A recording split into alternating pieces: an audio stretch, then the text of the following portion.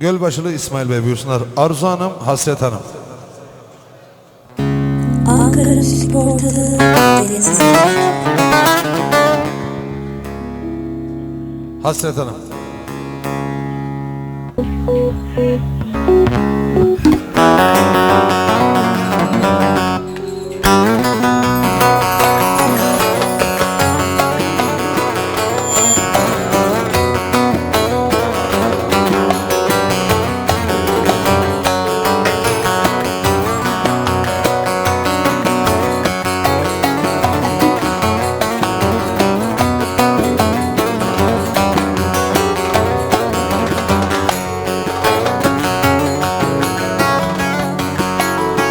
Yağmur yağar rüzgarı, dallar düşünsün.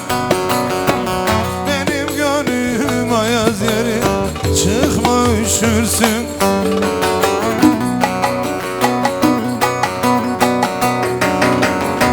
Aşkın deryasına saldılar beni, gemileri yaktı, onlar düşünsün.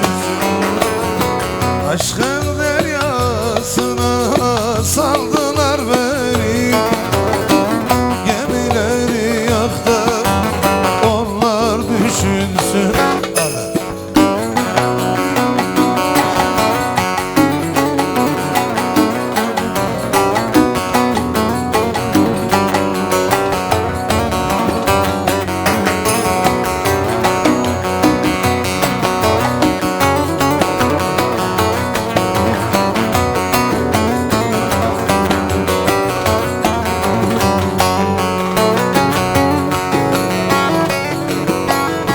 Boşu boşunaymış tüm emeklerim, gözümden gönlümden düşen düşünsün.